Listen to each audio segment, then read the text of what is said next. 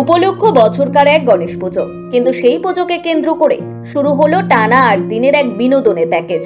বাংলা তথা বাঙালির সাবেকি আর সহজাত চরিত্রের অনুপ্রেরণায় গত 1 সেপ্টেম্বর কলকাতা শহরতলির লাগোয়া বিধাননগর পুর নিগমের বাগুইআটি দেশবন্ধু নগরে প্রথমে খুঁটি পুজো, তারপর রক্তদান শিবির দিয়ে শুরু হলো টানা 8 দিনের পঞ্চম বর্ষ শ্রী শ্রী গণেশ বন্দনা এবং সামাজিক তথা সাংস্কৃতিক উৎসব। আয়োজক নারায়ণতলা পশ্চিম অধিবাসী বৃন্দ।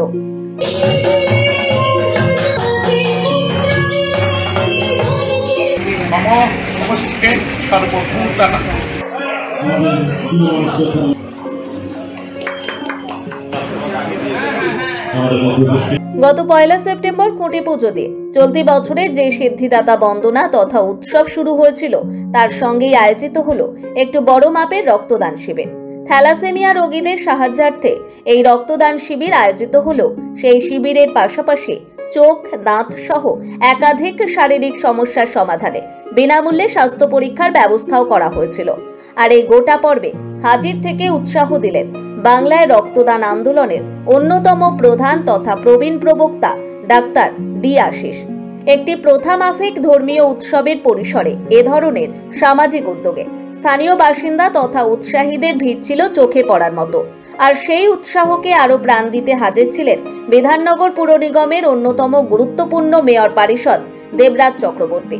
উপস্থিত ছিলেন নিগমের কার্যনির্বাহী বাস্তুকার মনোদীপ মুখোপাধ্যায়, স্থানীয় তথা বিধাননগর পুর নিগমের 17 নম্বর ওয়ার্ডের কাউন্সিলর আশুতোষ নন্দী সহ এলাকার বাসিন্দা তথা বিভিন্ন ক্ষেত্রে বিশিষ্ট ব্যক্তিবর্গ। গণেশ পুজোকে সামনে রেখে একটা সামাজিক দায়িত্ব এবং দায়বদ্ধতা পালন করার সিদ্ধান্ত এই অধিবাসী বৃন্দরা নিয়েছে।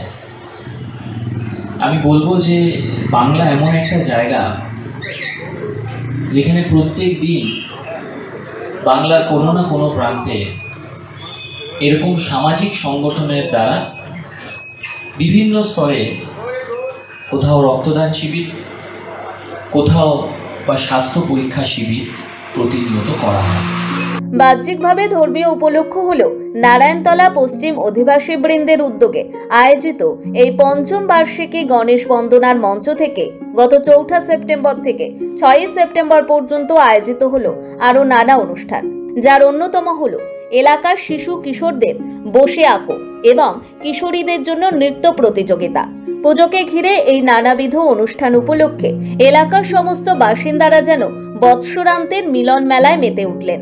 আর তারই ফাঁকে 5 সেপ্টেম্বর দেশজুড়ে পালিত হওয়া শিক্ষক দিবসের অঙ্গ হিসেবে এই অনুষ্ঠান মঞ্চ থেকে বিস্তৃত এই অঞ্চলের প্রবীণ ও প্রিয় শিক্ষকদের হাতে তুলে দেওয়া হলো মানপত্র ও সম্বর্ধনা। একই সঙ্গে 3 দিন ধরে চলা সাংস্কৃতিক প্রতিযোগিতার বিজয়ীদের হাতেও তুলে দেওয়া হয় পুরস্কার।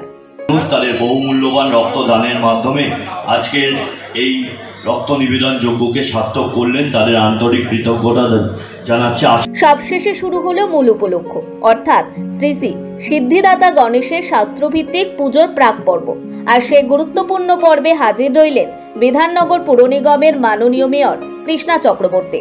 আমাদের যে কোনো পুজো উৎসব শুরু হয় গণেশ পুজো দিয়ে, তার কারণ সিদ্ধি বিনায়ক গণেশ। সামনেই দুর্গাপুজো, তার আগে সিদ্ধিদাতার আরাধনা এবং সেই আরাধনার সঙ্গে সাংস্কৃতিক অনুষ্ঠানের আয়োজন এক সামাজিক মেলবন্ধনের বার্তা দিল। আগামী দিনে এই প্রয়াস আরো এগিয়ে নিয়ে যাওয়া হবে বলেই বার্তা নারায়ণতলা পশ্চিম অধিবাসী বৃন্দের। ব্যুরো রিপোর্ট, সময় কলকাতা।